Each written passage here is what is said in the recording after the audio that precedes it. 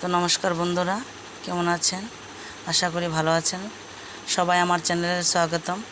তো দেখেন আমি এই যে তরকারিটা বানিয়েছি সজনা আলু ডালের বড়ি দিয়ে, মিষ্টি কুমড়ো দিয়ে আমি তরকারিটা বানিয়েছি। তো কেমন হলো দেখতে পাচ্ছেন বন্ধুরা আমার লুকটা। তো চলুন যাই, বানানো যাক। তো এখানে রহার ডাল নিয়েছি, আমি রহার ডাল নিয়েছি 250। রহার ডালটা আমি ভিজিয়ে রেখে দিব। দেখতে পাচ্ছেন রহার ডালটা আমি ভিজিয়ে রেখে দিব।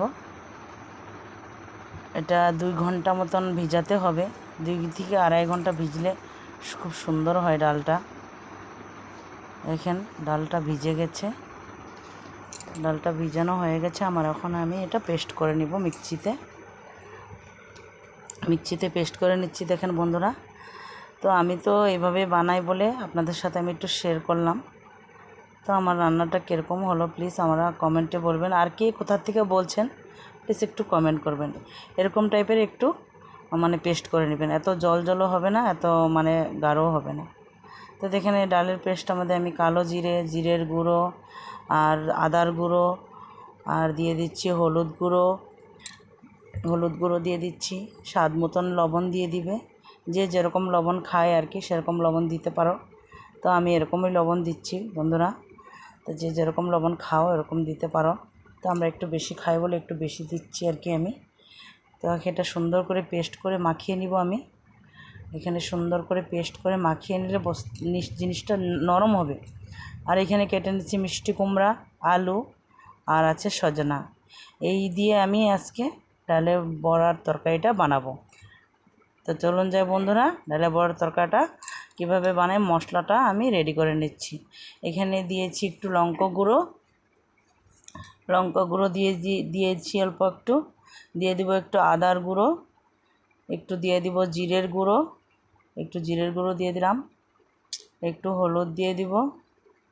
তো এটা আমি হলুদ দিয়ে এটা আমি 2 মিনিটের জন্য মশলাটা ভিজিয়ে সুন্দর করে রেখে দিব। আমি সবজিটা আমি কষিয়ে তারপরে এই মশলাটা আমি দিব। তো 2 মিনিটের জন্য আমি মশলাটা একটু ভিজিয়ে রেখে দিয়েছি বন্ধুরা, দেখতে পাচ্ছেন একটু সুন্দর করে আমি ভিজিয়ে নিচ্ছি আমি মশলাটাকে। এই মশলাটাই আমি দিব, আর অন্য কিছু এখানে দিব না। আমি এই মশলাটাই ইউজ করছি। আমি একটু নিরামিষ রান্নাতে একটু আদা পেস্ট লাগে, আদা গুঁড়োর হলেও চলে। তো এখানে দেখেন ডালটা আমি এই শুকনা ডালটাই আমি ভিজে ডালটাই মুষ্ট করে আমি গরম জলে আমি একটু বয়েল করে নিচ্ছি। তো এখানে মুষ্ট ডালের বড়ি হবে, মুঠো করে নিয়েছি। দেখেন কি সুন্দর হয়েছে, ডালটা গলবেও না, উতলানো জলে দিতে হবে। এরকম করে আমি সবগুলি বয়েল করে নিব। তো বয়েল করে সুন্দর হয়, খেতেও খুব ভালো লাগে। তো একবারে প্লিজ এমন করে বন্ধুরা একবার বানিয়ে খেয়ে দেখবেন কীরকম লাগে। তার আমার ভিডিওটা যদি ভালো লেগে থাকে একটা লাইক দিবেন। আমি এভাবে মুষ্ট করে ভেজে আমি তেলে ভেজে নিচ্ছি। তেলে সুন্দর করে ফ্রাই করে নিব। তেলে ফ্রাই করে নিলে টেস্ট লাগবে খেতে।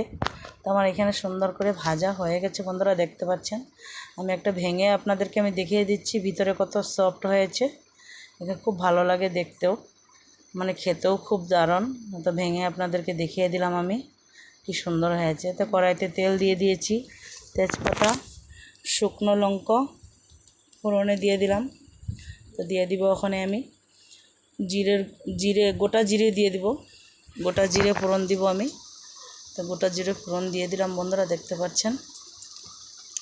আলু ভেজে নিব একটু 2 মিনিট, আলুটা একটু কষিয়ে নিব। আলুটা 2 মিনিট কষিয়ে হলদি লবণ দিয়ে আমি 2 মিনিট কষিয়ে নিব। তো কষানো হলে আমি সজনাটা দিয়ে দিব একটু। তো আমি এখানে লবণ দিয়ে দিলাম, হলুদ দিয়ে দিলাম। আলুটা একটু আমি 2 মিনিট কষিয়ে নিব।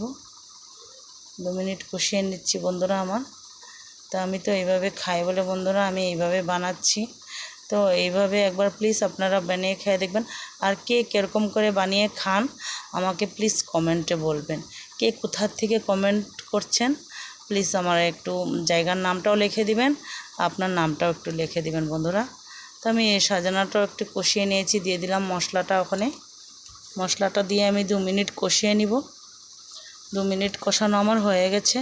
তো আমি এখন মিষ্টি কুমড়াটা দিয়ে দিচ্ছি। মিষ্টি কুমড়াটা দিলে খুব টেস্ট হয় খেতে। মিষ্টি কুমড়োটাও খুব মিষ্টি, এর জন্য আমি একটু মিষ্টি কুমড়োটাও দিয়েছি, তো খুব ভালো লাগে খেতে আর কি। তো আমার 2 মিনিট কষানো হয়ে গেছে, তো আমি এখন একটু জল দিয়ে দিচ্ছি। যে যেরকম ঝোল রাখতে চান সে সেরকমই ঝোল দিতে পারেন বন্ধুরা। তো আমি একটু ঝোল বেশি রেখেছি, একটু স্বাদ মতন চিনি দিয়ে দিলাম। তখন আমার ঝোলের কালারটা দেখতে পাচ্ছেন কত সুন্দর হয়েছে, সবজিও সব সুন্দর সিদ্ধ হয়ে গেছে, আর ঝোলের কালারটা কত সুন্দর হয়েছে বন্ধুরা দেখেন। তো আমি এখন এই ঝোলটাতে আমি এখন ডালের বড়িটা আমি দিয়ে দিব। ডালের বড়িটা আমি 2 মিনিট দিয়ে 2 মিনিট বয়েল হতে দিব ডালের বড়িটা। তো এইভাবে বন্ধুরা আমি বানাই। তো আপনারা যদি বানিয়ে খেতে চান প্লিজ একবার এইভাবে বানিয়ে খেয়ে দেখবেন। নামানোর আগে একটু ঘি দিয়েছি, আমি 1 চামচ মতন ঘি দিয়েছি। তো আজকের ভিডিওটা আমার এই পর্যন্ত বন্ধুরা। যদি ভালো লেগে থাকে প্লিজ একটা লাইক আর সাবস্ক্রাইব করে দিবেন।